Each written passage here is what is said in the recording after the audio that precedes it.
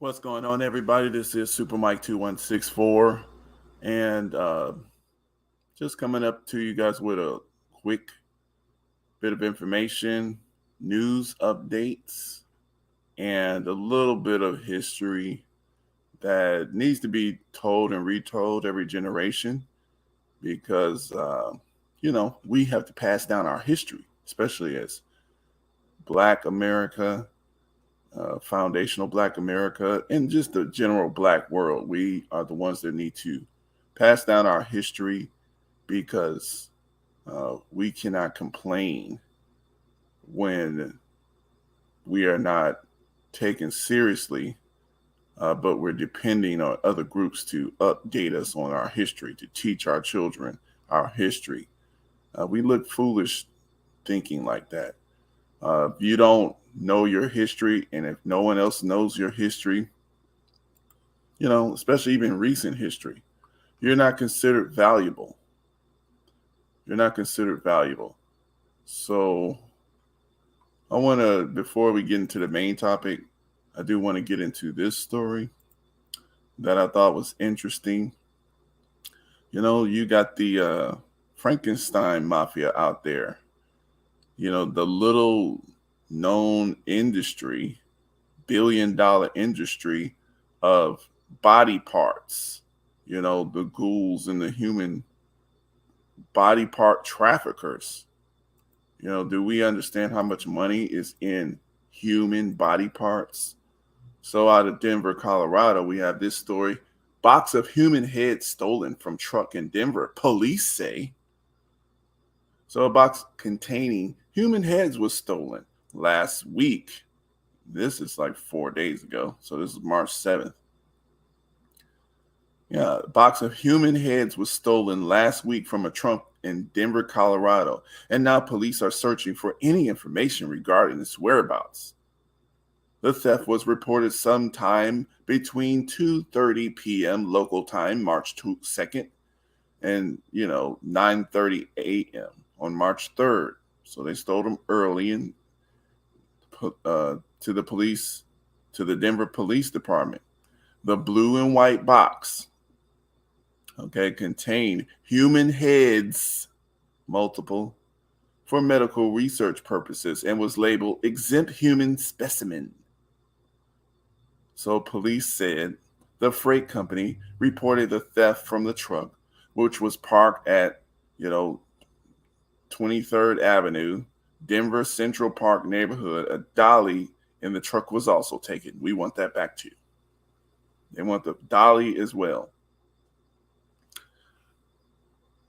So sources tell Fox 31 in Denver that the box was about 20 by 15 by 18 inches with Science Care written on the sides. Science Care is a program for donating bodies to science to help improve scientific research and education, the news outlet noted.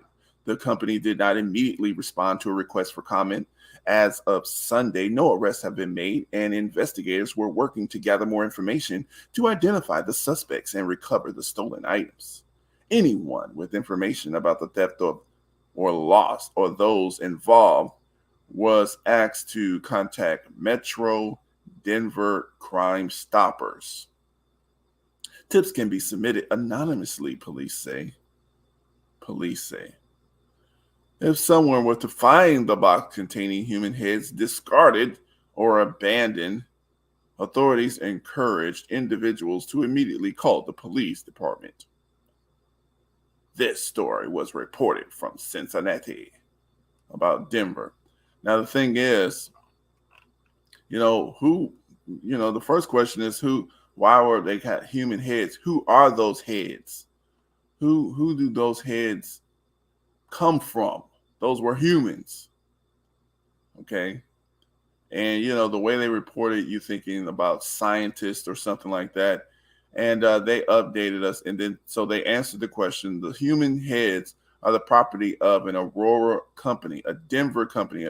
Aurora's in California, in Colorado. So basically, everybody was asking, well, who keeps human heads in boxes? Is that the only thing that was stolen from this truck? A dolly and some human heads. So obviously somebody specifically went to buy those. Now here we see that the guy is trying to actually find out who these heads are from. But so they went to the company, asked about these human heads, and basically they found out these human heads were. Why would someone steal the heads? What's the end goal? What's next in the investigation? Okay. According to their website, Science Care is a program for people who want to donate their bodies. Okay. So, Burge said, just skipping through the article, said body and organ donations are multi-billion-dollar businesses. And for me, that kind of screams weird is I don't know what, but they said body donations are are multi-billion-dollar businesses. How do people get into these businesses? What kind of knowledge and skill set do you have to understand and to have the connections and network in order to, cause the human body to be a commodity? The human body is billion-dollar industry to you. And then you got people on the corner selling their bodies for $20 and $10, right? You have people out here that don't care about their bodies. They'll shoot and kill people for, $500, $50, But this is a billion-dollar industry. You got people on the back of the license plates and, people, municipalities and states encouraging people to donate their organs, and they make everybody think that it's about, to save someone's life in a medical situation. But a lot of times those things are just being sold to buyers for hundreds and hundreds of thousands of dollars, but your family still has to pay for your funeral, even though you donated your organs and everybody else gets paid. That's interesting, right? You are, just a free supply of organs. So, and here's an attorney that deals into this industry. Obviously, he sues them a lot. And this attorney, Burge, his name was Michael Burge. Burge said it's $1 billion industry. Although organ donations and transplants are regulated by the U.S. Department of Health and Human Services, he said body donation remains unregulated, which can be dangerous. My suggestion, if you're going to do body donation, do it to a university, Burge said. These independent companies, there may be some legitimate ones, but I look at it very carefully before I donate my loved one's body. So the mystery continues over an unfortunate theft that can have rippling effects on those wanting to help others. Yeah, so body donations, this is what people are doing. What's going on, James? What's up, Koja? Yeah, exactly. What is yeah, exactly. I did a story up to the capitalism thought process. Like I said, with capitalism, people are just pieces of meat. You're not really important. We could replace you with robots, and now there's we need population control because it's actually too many of you guys. It's too many of you guys, James. We need to reduce you. So here's the main story real quick. We have Jeffrey Dahmer. Now, older people, of course, we know Jeffrey Dahmer, but guess what? There's a lot of people who don't know about Jeffrey Dahmer. Jeffrey Dahmer was a serial killer serving, he was a serial killer serving 15 consecutive life sentences for brutal murders of 15 men. He's beaten to death by a fellow inmate while performing cleaning duty in a bathroom at Columbia Correctional Institute Gymnasium in Portage, Wisconsin. During a 13-year period, Dahmer, who lived primarily in the Midwest, murdered at least 17 men. Most of these men were young, gay African Americans who Jeffrey Dahmer lured back to his home, promising to pay them money to pose nude. Sounds like Ed Buck to me, Hillary Clinton's friend. Anyway, to pay them money to pose nude for photographs. Apparently, that's a thing. Obviously, people somehow like that. Dahmer would then drug and strangle them to death, generally mutilating and occasionally cannibalizing their bodies. I think he kept them in freezers, all kind of weird stuff. All right, Dahmer was finally arrested July 22nd, 1991, and entered a plea of guilty, but insane. I'm insane. So, forgive me, I'm insane. In 15 of the 17 murders, he confessed to committing. February 1992, the jury found him sane. You're sane. You're crazy, but you're sane in each murder. And he was sentenced to 15 consecutive life sentences. So he was spending the rest of his life in jail. So he was in jail. And I guess you can have some fun in jail. There's a measure of fun that you can have in jail. Dignity. 2 years later, Jeffrey Dahmer was killed at the age of 34 by a fellow inmate, Christopher Scarver.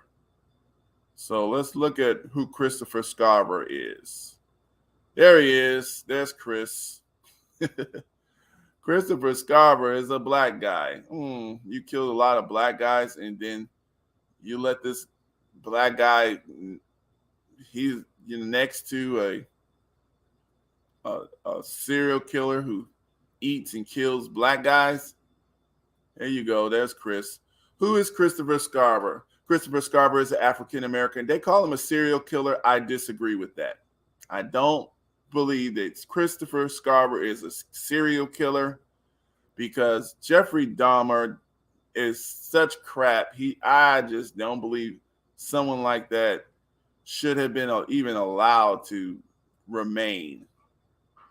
So I think he's good. He did a good job by going ahead and getting rid of Jeffrey Dahmer for us, because someone like that shouldn't even exist. But they call him a serial killer just because he killed 3 people. Now, the person he was in jail for, he killed. He shouldn't have done that. Christopher Scarver is an African-American serial killer sentenced to 3 life imprisonments without provision for parole. His story is similar to that of Patrick Butler, who I don't know, who killed fellow inmates in prison. Christopher was a high school dropout. Okay, at least he went to high school. Come on, y'all. High school dropout, but it's a lot of people that's high school dropouts. So that's not bad all the way. I'm gonna defend him a little bit in this where I can. You know what I'm saying?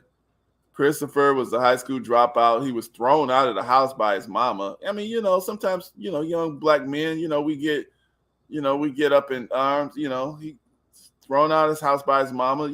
She was trying to make him responsible. Okay, because of his habit of excessive drug abuse and alcohol consumption. Damn, let's see. Well, it's hard out here for a pimp. Anyway. He was employed, and when he got a job, he was employed as a trainee carpenter and was told that his job would become permanent. He was trying to work for a job. He was trying to better his life, which ultimately did not happen. Okay, so I guess he wasn't performing right on the job as expected. He demanded money from his supervisor at work and shot him because his supervisor only had $15 on him. And he considered the $15 as an insult because he said that the guy didn't pay him, and he shot the guy over 50, because all he gave him was $15. So, that's why he was in jail, because he had a bad attitude, and, so he was in jail. He had to go to jail. While he was serving his life sentence for murder, he confronted Jeffrey Dahmer and another inmate. Now, keep in mind, Jeffrey Dahmer, goddamn, he ate people, murdered people for fun. You know, I don't know. Maybe he had to kill Jesse Anderson, but you know, he killed Dahmer because he killed Dahmer on purpose. He assaulted them both with a metal bar from the gymnasium equipment. Damn. So you got whacked to death with one of those metal bars from the gymnasium. This resulted in their deaths. Scarver was sentenced to 2 more life imprisonments for his crime, while the first murder was for money. Scarver believed he was instructed by God, to kill Dahmer, who was a brutal serial killer. Others say the murders had a racist tint. They say he was kind of racist because Dahmer and Anderson were white people. Well, you know, they group up in prison for protection. Yet another version, I don't know why they don't just interview him, a version. He can tell you. He's still alive. Yet another version says that the guards wanted Dahmer out of the way and they had deliberately left 3 inmates unattended. Yeah, because they showed Chris the news of Jeffrey Dahmer. He didn't even know what Jeffrey Dahmer had done. And he didn't realize he was in jail with this guy. So Scarver was born out of Milwaukee, Wisconsin, July 6, 1969. He was the second oldest of 5 children of his parents. He studied at James Madison High School. He dropped out 11th grade. You know, poor performance, academics. Hey, you know, come on. That's not really I don't like to put that, throw some negative stuff, extra negative stuff on him because that's normal. You know, therefore he took, alcohol and drugs. A lot of people doing alcohol and drugs. That's not necessarily evil. You know, so I don't want to call him evil. He just had bad attitude, quick temper. So, yeah. So you can't just murder people because you get mad at them at your job and, that kind of stuff. So during his youth, he had experienced immense racial discrimination in his neighborhood, and that left a deep impression on his mind. He had a girlfriend who was pregnant at the time. He had to move out of his house. Scarver was employed as a carpenter. Okay, we heard that before. He was told by his supervisor, Edward Patz, that his job would become permanent on completion of his apprenticeship. Okay, so he was working for something. His mother still hoped that her son would get on the right track with a regular job. However, Edward was sacked and Scarver. Oh, okay. So Edward was fired and Scarver did not hear anything more about his permanent job. Okay. When Scarver learned that he was not getting the job promised by Edward, he went to Edward's replacement. Okay, so he didn't kill Edward. Okay, Edward was the good guy. He went to Edward's replacement, Stephen Lohman, and demanded money from him at gunpoint. Damn, Chris. Lohman did not have much money on him at that time and offered him $15. Here, take what I have, which Scarver considered to be a joke. In a fit of rage, he shot Lohman in the head and caught hold of the site manager, John Fagan. He then demanded more money from him. Scarver shot Lohman 2 more times. Okay, so he didn't shoot Fagan. Obviously, he had a problem with Lohman because he got a hold of. So Lohman must have not been dead the first time he shot him. Damn, he shot him in the head though. So anyway, he got a hold of John Fagan. He demanded more money, and then shot Lohman 2 more times, killing him on the spot. I guess he wasn't dead the first time, and he just kept shooting Lohman. Fagan managed to get away after handing over a check. Oh, he gave the man a check for $3,000. What good is that going to do you now, idiot? Sorry. Oh, Chris was crazy. Chris is crazy probably, but he got a quick temper. The incident happened on June 1st, 1990, when Scarver was 19 years old. In 1992, he was convicted of murder, sentenced to life imprisonment. He was in Wisconsin, Portage, Wisconsin. While in prison, he claimed to be experiencing messianic delusions. Okay, so the Nat Turner thing. This man got a quick temper, plus he kind of crazy off. God is telling him, okay, you better be careful.